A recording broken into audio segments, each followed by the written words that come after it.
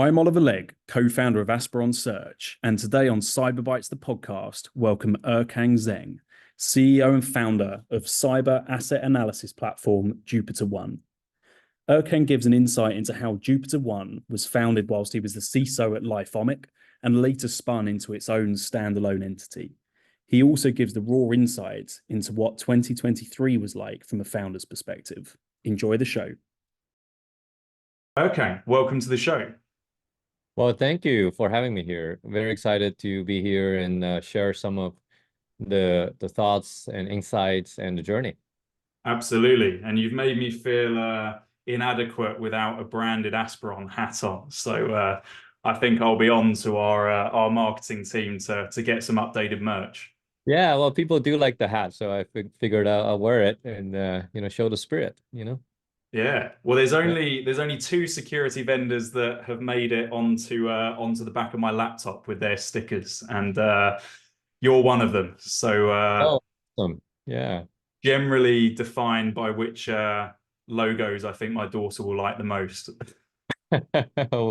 Kudos to our marketing team and the designers. Yeah.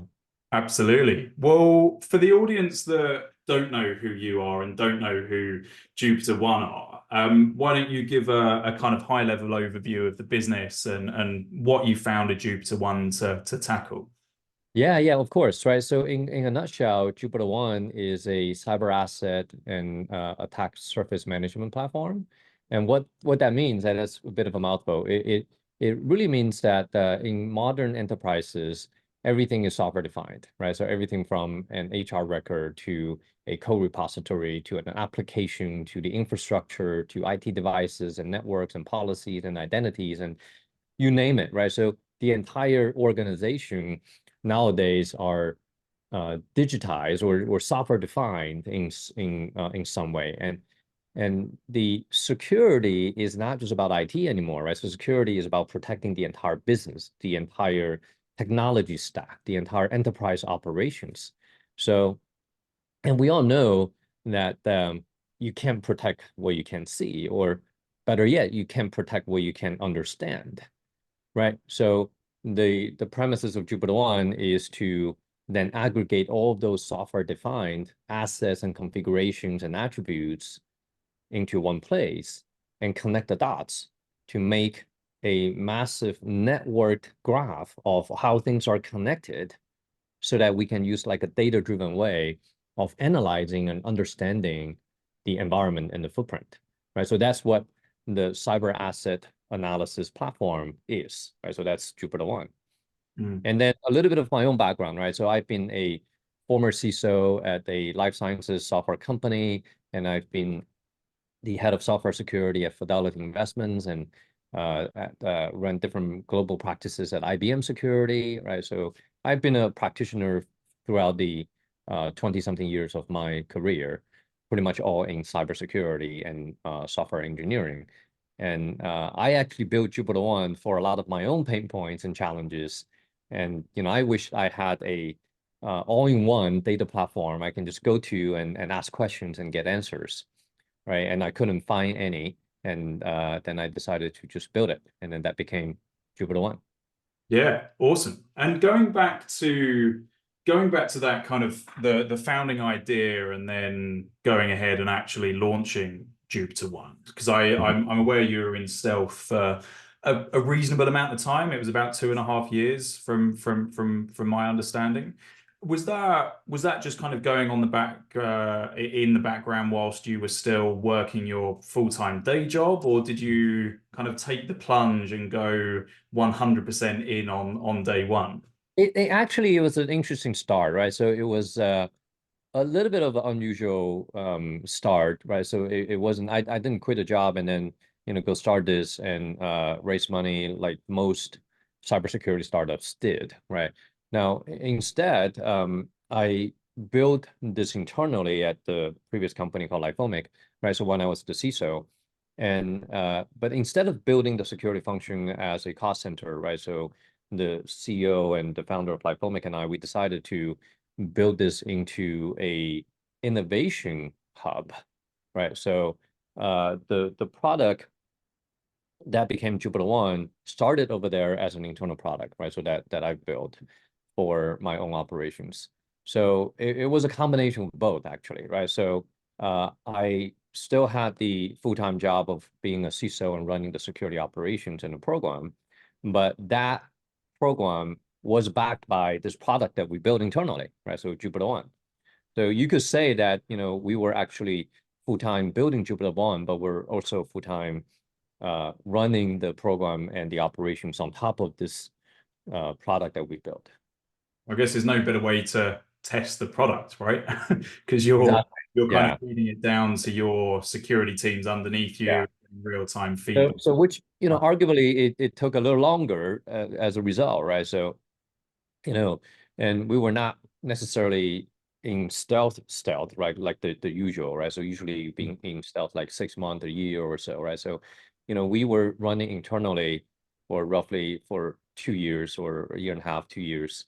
And then we actually, at the time, started going to market a little bit, right? So just right before the spinoff of creating Jupiter One officially, we had several early adopters and several customers Mm. um, that are kind of testing Jupiter One, right? Including Databricks, that was one of our very early customers that, before Jupiter One was Jupiter One.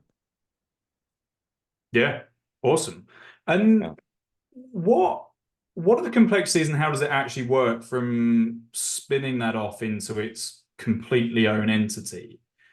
Because as you say, most founders, they resign, they spend a few months building the products, they raise, and then they burst out of stealth. Whereas you built it almost for your employer at the time. So how does that work in terms of then spinning it off into its own company?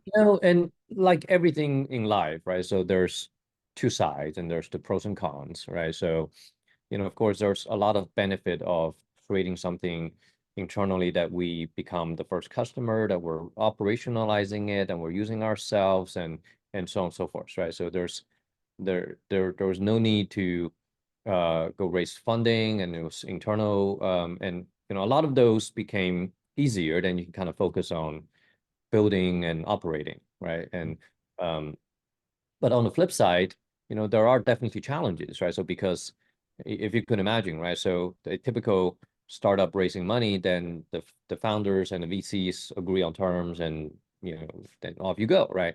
But in this case, then not two party, but three parties all have to agree on all the terms and the cap tables and all the amount of investment and the structure and the whole thing, right? So then it just adds tremendous amount of complexity into the transaction itself, right? So I'll spare you the details, but I think that's sort of the other side of the coin, right? So there's the pros and the cons, but the good news is we've made it work, and it's a three-way win-win-win, right? So then if now thinking back, right? So uh, there are many ways of starting a startup. I mean, I'm not saying one is better than the other, right? So you just kind of have to understand the nuances and the pros and cons. And we've made it work, and I'm really excited that we got this far. Yeah. Well, you're here, what is it, 7 years later? 6, right? If you include the 2 years at LifeOmic, so almost 4 years since the spinoff. Yeah, yeah, awesome. And you've always through other interviews and other kind of podcasts that I've seen, you've always got this very interesting reference and analogy back to the health sector. And you said a couple of interesting things on our kind of prep call for this as well, kind of comparing security buzzwords to antibiotics in the medical space. So Yeah. talk me through the kind of mindset on security being very similar to the health sector.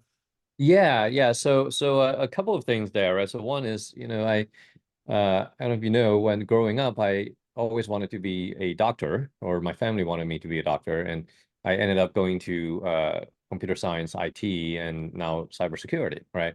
And I felt like, wow, that was I was going to be a super long journey to become a doctor, and I sort of chickened out, and I was like, that's too much, right? But the funny thing is that now I'm doing cybersecurity.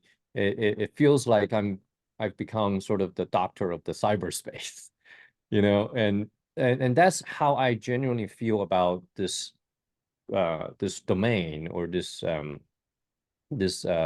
function capability, right? Or this discipline, that's called cybersecurity, right? So a lot of times people think about cybersecurity, they think about the security people blocking them from doing some things and saying no, right? And that's the Department of No, right? NO. And if you want your project dead in the water, go talk to the security guys, right? So that has been sort of the sentiment for a long, long time now. But recently, I believe the industry has shifted that mindset, and certainly I have, right? So shifted that mindset to feel like that the cybersecurity function for an enterprise, it really is not a policing function.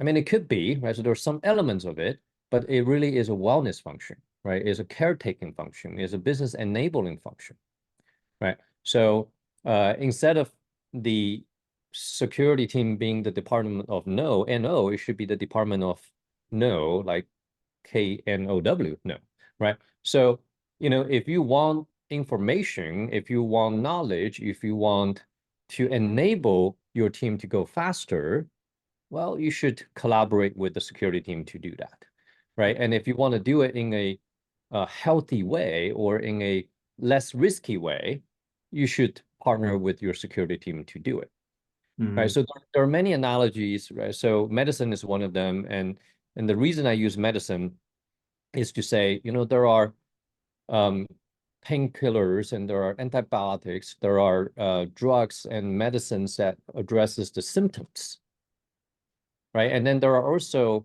medicines that addresses the root cause, and to provide longevity of health. And I think you need both, right? It's not that you need one or the other. If you're sick, of course, you're not going to go take vitamins when you're sick, right? But you have to take the right drugs. But overall, right, if you don't pay attention to the wellness, the proactively, whether it's vitamins, or whether it's diet, whether it's exercise, then in the long run, you're doing yourself a disservice, right? So for your health. And I think the same thing applies to enterprise health and enterprise hygiene. So that's the reason I do the comparison. I think there's a lot of similarities and analogies we can draw from the physical world to the cyberspace. Mm. And another one I think you might have heard of, and that's not just me talking about it, is security is kind of like the brakes on a car, right? So for the cars who drive really fast, you don't just need the engines, right? The Formula One cars and whatever NASCARs, right? Not only do they need super strong engines, those are the R&D teams and the product teams that are building stuff, right? So they can go fast, but you also need good brakes, right? You need the good protection, right? So that when something happens, there's guardrails to protect you, right? So that's what cybersecurity is, proactively, right? So it's there. And it's better that you don't use it, right? It's better that you don't know it's there, but it is there in case you need it. And I love your comparison to kind of the policing versus the kind of wellness function, and the NO versus the KNOW. And I think if you were to say that to a lot of security folk and a lot of security founders, like they would completely get that, but their business may not be run with that kind of mindset flowing through it. So how does Jupiter One actually focus on that when the product's being built and the product's being delivered to enterprises? Kind of what are you doing to get that feeling of, well, we're the department of in the know rather than the department of know? Yeah, that's a good question. I think this is honestly still a challenge in the industry, right? And especially in today's macro economic environment, right? So because then if in the reality is most organizations are facing some degree of security challenges and issues, right? Whether they are large, complex organizations constantly getting attacked, or they are a new organization that are just getting started and building a program and trying to get their first compliance, or anywhere in between, those kind of two spectrums, right? So the challenge, of course, is that given very, very constrained resources and budget, and especially so into today's environment, then folks tend to focus more on the point solutions, right? They tend to say that, hey, what are those checkboxes that I have to check, right, in order to get, say, for that first compliance, or in order to stop an active attack from happening, right? So there's a lot of focus on that, right? So which then it makes transforming the program harder, or there's less budget, or there's fewer resources to truly focus on transforming the program so that you are in the long run operating more efficiently and effectively, right? So we are in the business to help organizations gain visibility, but optimizing and also transforming the program for the long run, right? So I think that in many cases, we talk to our customers and potential customers, and most of them are very excited about the vision that Jupiter One brings. And I think sometimes it's a matter of timing, right? So it's a matter of timing to say, hey, where on the journey am I, right? If I'm a CISO, where on the journey am I? And do I have the ability and the resources and the budget to focus on transforming the program, or do I have to get some of the foundation still sorted out, right? So the basics, right? Now, I would argue, though, then I've seen this just in the past few years, right? So as I was, building Jupiter One and then this journey, I see that more and more security practitioners and security leaders are gravitating and seeing the Jupiter One approach to say that, once I have some of the day zero things, like I need malware protection, or I need encryption, I need single sign-on, I need, some of those things, right? So those are, you kind of have to have it, right? So without it, you can't really, run the business, right? So, once you have some of those in place, then you really got to focus on having deeper and more complete asset visibility, right? Because the more controls that you add on to the security program, the more complexity you also add, right? And the bigger the organization grows, the bigger the complexity. That just comes with the business, right? So at some point, and usually sooner than later, you have to start investing in that better visibility, right? Otherwise, and even if you pay for the best of breed, say XDR, CrowdStrike or SentinelOne or whatever, then you won't know what it doesn't know. So, like, say CrowdStrike, right? So you say, well, I've bought CrowdStrike and I've rolled it out, I've deployed it.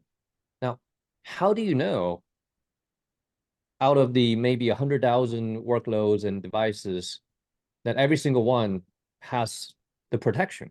Which ones do not? It's not going to tell you what it doesn't know, right? So you kind of need that more granular, more foundational level visibility that Jupiter One can provide, right? So I think we're seeing a lot of CISOs and security practitioners start seeing that and understanding that this visibility, this asset and configuration visibility, is the new foundation of a modern security program.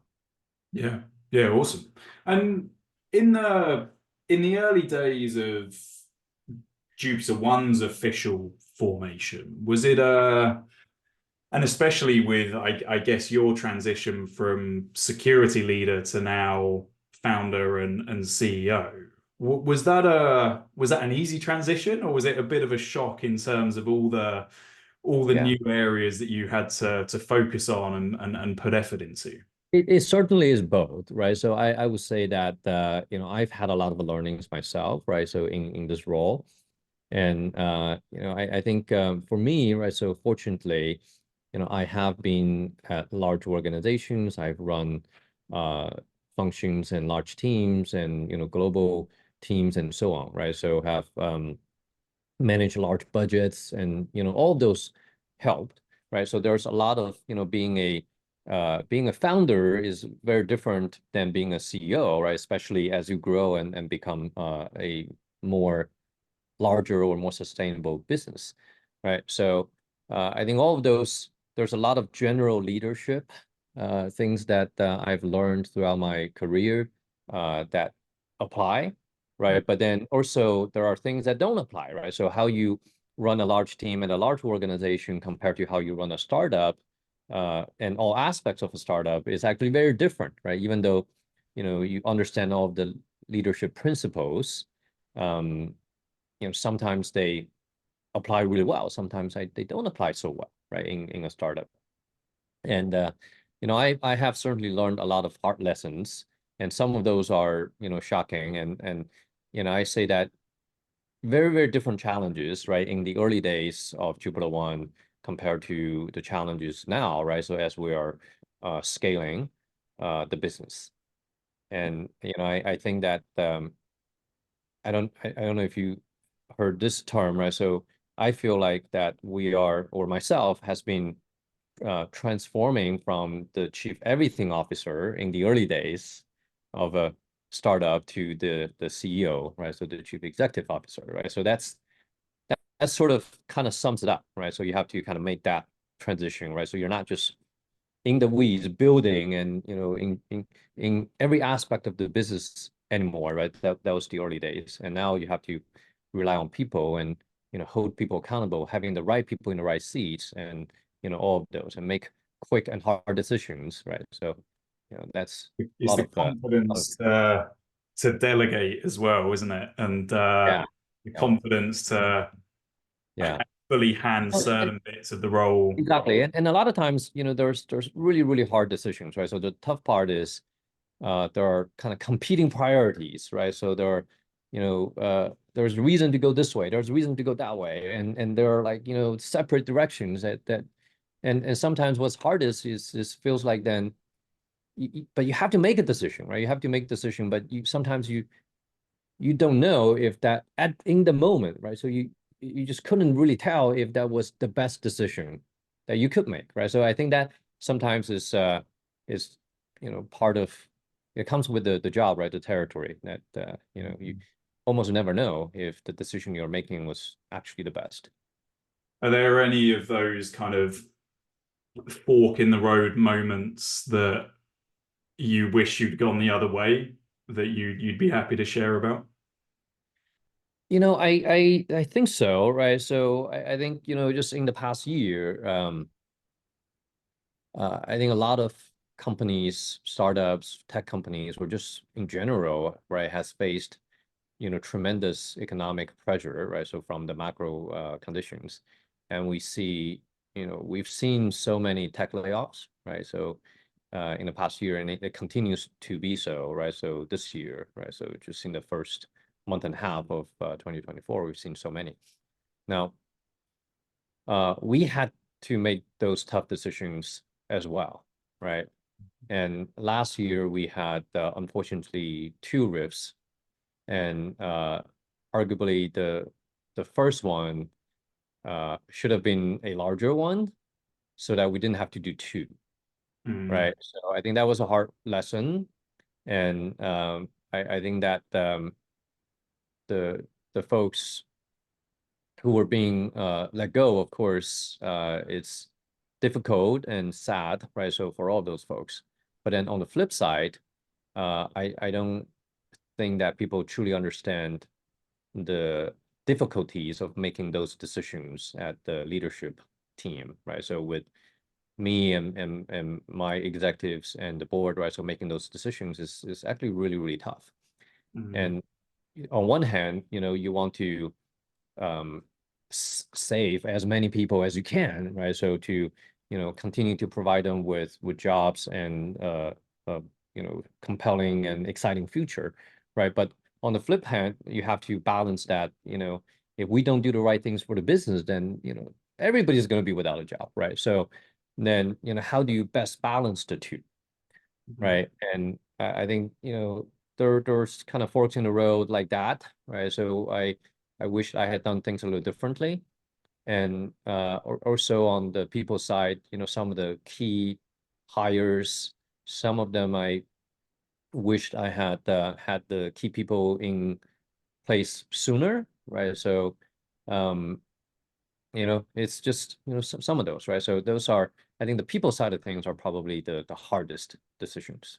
Well, they're harder to go back on as well, right? It's pretty definitive, but I mean, look, last year was I don't think there were many companies in the tech space and many other sectors as well that didn't feel the pinch of the macro economy. So it was an interesting year, but it's still refreshing to hear founders and CEOs actually talk about it, because there seems to be this trend of just focusing on the success, focus on the growth, focus on the wins. So it is refreshing to hear people say, well, actually, no, this was tough.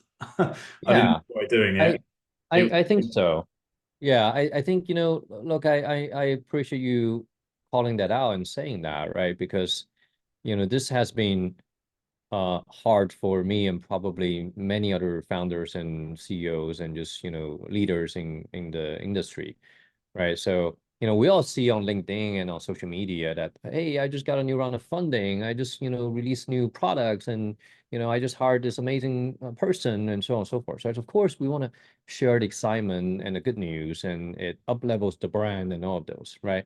But at the same time, I think then we just trying to internalize and absorb all of the challenges and difficulties, and that becomes harder and harder over time. And I do think that, of course, there's this, fear of oversharing, right? So then people may wonder, oh, what's going on with that company, right? So they continue to do layoffs, and, are they stable? And what, and should we continue to partner with them, right? So that kind of things, right? So, of course, I have the same concern and the same fear, right? But I say that I've always probably erred more on more transparency than others to gain trust. I think that is more important, right? So, and when we talk to our customers as well, right? So sometimes customers come to us and they say, hey, the platform has more bugs and some instability and in certain areas, and same way, right? So we tend to be very transparent with the customers in talking about those things, right? So we don't want to shy away from the mistakes and errors that we've made, right? So I think that collectively, with the right partnership in the community, in the customer base, right? So we can get through anything, right? So we can continue to build, continue to grow, continue to innovate, right? Continue to do the best things for our customers and our teams. Yeah.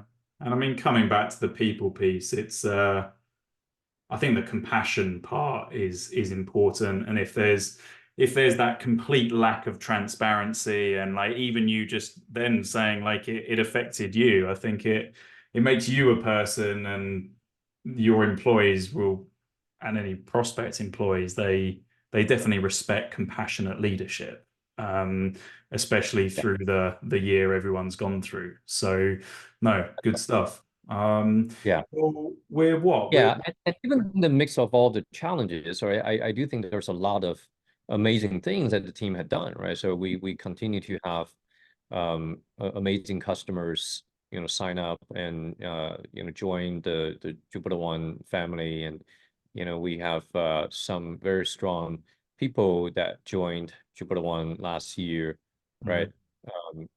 Go-to-market leadership, technology leadership, and customer success, and all areas, right? And then we've released a lot of very compelling capabilities and features in the product, right? So we've done a lot of great work, despite of all the challenges that we faced, right? But I think that it's good for us to be able to talk about both sides in a more open and transparent way. I mean, the reality of the sheer number of layoffs from such a wide variety of firms is that it then creates opportunities for both companies and the employees, because the employees are given a reason to look for their next great thing. And the companies are sometimes given the opportunity to hire people that they wouldn't necessarily have had the opportunity to a year before, which brings new ideas, which leads to new features, new customers, new growth. So that's right. That's right. Flip side to it. It is. It certainly is, right? So I've seen many of our former J1ers do really well, right? So, whether that is landing great new opportunities somewhere, or in some cases, a few of them even went out and created their own startup, right? So we're really excited to see their continued growth, right, beyond or after their journey at Jupiter One, right? So nobody stays at one place forever, right? So I think it's great to see those. And at the same time, right, so this allowed us as a company to see, where we could operate more efficiently, and, where we could use new ideas and, new folks, right, coming in, right? So it just, as you said, right, it creates opportunities on both sides. Absolutely. And I mean, where are we? We're kind of coming to the end of month 2 of 2024. So what's in store for J1 this year? What can people be excited to see from you guys?